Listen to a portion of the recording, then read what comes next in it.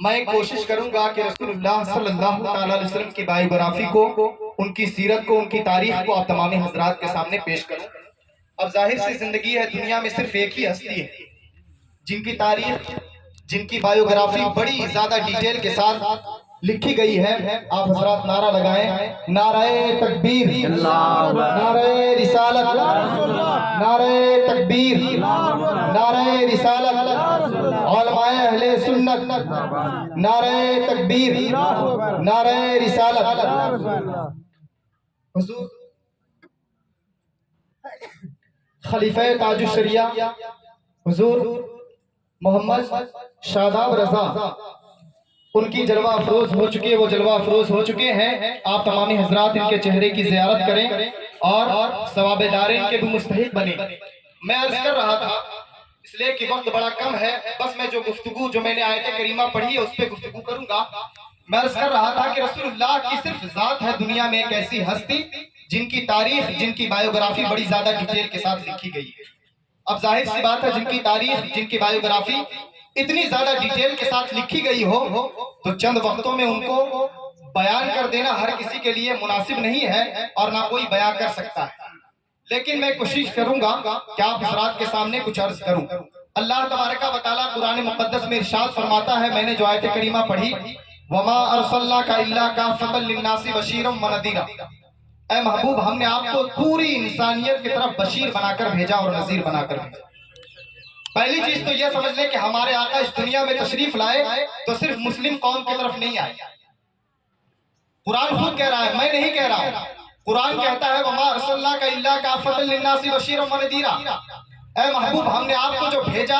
دنیا والوں کے سامنے تو پوری انسانیت کی طرف آپ کو بشیر بنا کر بھیجا، کسی گوروں کی طرف نہیں بھیجا، کسی ہندوستانیوں کی طرف نہیں بھیجا، بلکہ پوری کائنات کی طرف بھیجا، پوری انسانیت کی طرف بھیجا۔ اور آگے ارشاد فرماتا اللہ تبارک و تعالیٰ إِلَّا كَافَّةً لِلنَّاسِ بَشِيرًا وَنَذِيرًا، کہ ہم نے بشیر بنا کر بھیجا اور نذیر بنا کر بھیجا۔ اب ذرا اس کو سمجھنے کی کوشش کریں کہ بشیر کیا اور نذیر کیا ہے۔ بشیر کہتے ہیں خوشخبری سنانے والا، اور نذیر کا معنی ہوتا ہے ڈر سنانے والا۔ ہمارے آقا اس دنیا میں تشریف لائے، کس کے لیے آئے؟ ہم تمامی حضرات کے لیے آئے، چاہے ہندو ہو مسلم ہو، ہر شخص کے لیے آئے۔ اور آنے کے بعد اللہ فرماتا ہے کہ ہم نے آپ کو ڈر سنانے والا اور خوشخبری سنانے والا بھیجا۔ اس بات کی خوشخبری سنائیں گے، وہ اس بات کی خوشخبری سنائیں گے کہ اگر تم نے اپنے مالک کے آگیا کا پالن نہیں کیا تو اللہ تبارک و تعالیٰ تمہیں نرک میں بھیجے گا، تم جنت میں نہیں جاؤ گے۔ اس بات کا ڈر سنائیں گے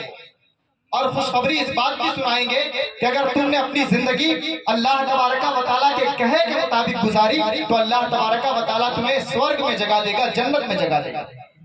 اور ہم تو آپ کہتے بھی ہیں، ہمارا کوئی اپنے درمیان سے مر جائے، چلا جائے دنیا سے، تو ہر شخص کہتا ہے سورگ واسی۔ آج تک کسی نے لکھا ہے نرک واسی؟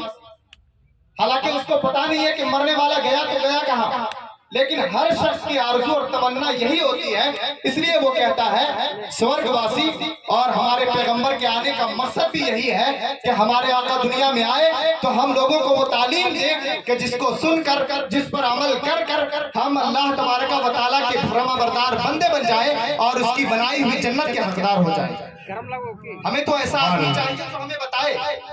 اور اس بات سے کوئی انکار نہیں کر سکتا، چاہے وہ مسلم ہو یا غیر مسلم ہو، دنیا کا کسی دھرم کا ماننے والا ہو، اس بات سے انکار نہیں کر سکتا کہ پیغمبر ہماری ضرورت نہیں، اس لیے کہ ہر شخص کو سورگ جانا ہے تو اس بات کو ماننا پڑے گا کہ ہمارے آقا کی ضرورت وہ بھی، ان لوگوں کو بھی ضرورت ہمارے آقا کی۔ اور میں یہ بات اس لیے عرض کر رہا ہوں کہ آپ سے عرض کروں، اس لیے کہ دنیا کا کوئی بھی دھرم کا ماننے والا ہو، جو ہندو دھرم کا ماننے والا ہے، کیا وہ مہاتما گوتم بدھ کی بائیوگرافی کو نہیں پڑھتے؟ جو ہندو ہیں کیا وہ دوسرے اپنے اکابرین کے تاریخ کو نہیں پڑھتے؟ بالکل پڑھتے ہیں، اور جن جن لوگوں نے پڑھا ان کے سامنے حقیقت کھلی۔ آپ دیکھیں، میں مثال سے ثابت کروں گا، گاندھی جی، انہوں نے رسول اللہ صلی اللہ علیہ وسلم کی بائیوگرافی کو پڑھا، ان کی زندگی کا مطالعہ کیا تو مطالعہ کرنے کے بعد وہ اس نتیجے پر پہنچتے ہیں اور کہتے ہیں، خود وہی کہتے ہیں کہ میں آج ایسی ہستی کا ذکر کر رہا ہوں جن کی حکومت لاکھوں نہیں بلکہ کروڑوں لوگوں کے دلوں پر ہے، اور یہ حکومت اس وجہ سے نہیں ہے، کسی تلوار کے زور پر نہیں ہے، بلکہ یہ حکومت صرف اس وجہ سے ہے کہ ان کا اخلاق، ان کا کردار ایسا تھا جس کی وجہ سے وہ پورے دلوں کے لوگوں کے دلوں پر حکومت کرتے ہیں۔ انہوں نے اس بات کا اعتراف کیا۔ اور میں آگے چلوں، ایک کرسچن ہے، ایک عیسائی ہے، ڈاکٹر مائیکل ہارٹ، اس نے ایک کتاب لکھی دی 100۔ اب یہ دی 100 ہے کیا؟ عیسائی دھرم کا ماننے والا ہے، کرسچن ہے وہ شخص، اس نے ایک کتاب لکھی دی 100۔ اب دی 100 کیا ہے، ذرا اس کو سماعت کریں۔ جب سے انسانی تاریخ لکھی گئی، جب سے ہیومن ہسٹری موجود ہے دنیا میں، جب سے لوگوں کے بارے میں لکھنا شروع کیا، لوگوں نے تاریخ، بائیوگرافی لکھنی شروع کی، اس نے پوری تاریخ انسانی کا جائزہ لیا، قریب 2000، 3000، 5000 سالوں کی ہسٹری کا جائزہ لیا، اور ان تمام ہسٹری سے 100 لوگوں کو چھانٹا اس نے، اور 100 عظیم لوگوں کو چھانٹنے کے بعد اس نے ایک کتاب لکھی دی 100، اور 100 ایسے لوگوں کو چھانٹا جن کے کردار نے، جن کی تاریخ نے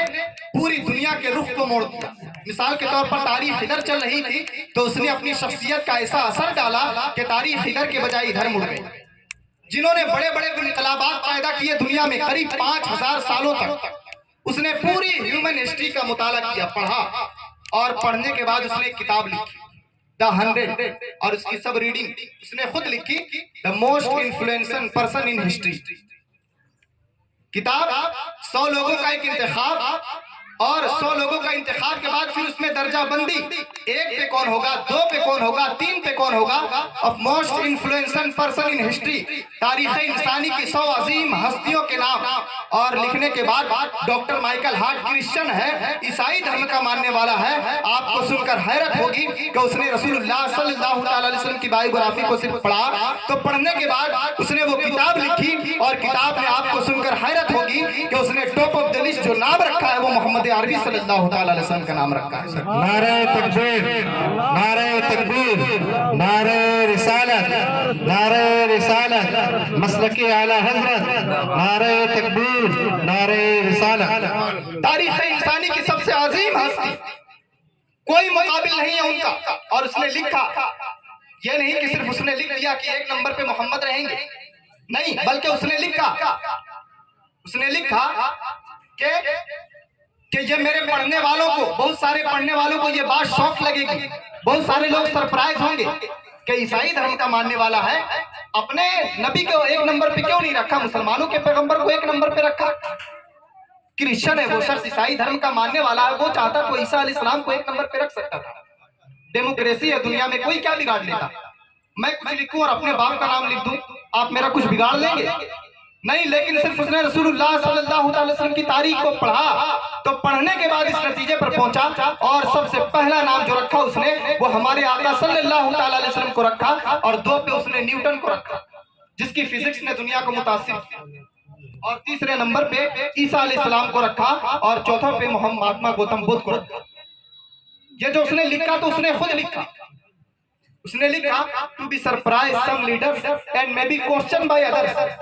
میں نے جو یہ 1 نمبر پہ مسلمانوں کے پیغمبر کو رکھا، محمد عربی صلی اللہ علیہ وسلم کو رکھا، یہ بہت سارے پڑھنے والوں کو یہ میری بات شوق لگے گا، میرے مجھ سے سوال کریں گے کہ تم نے اپنے پیغمبر کو کیوں نہیں رکھا، تو اس نے آج یہ لکھا کتاب میں، اس نے لکھا کہ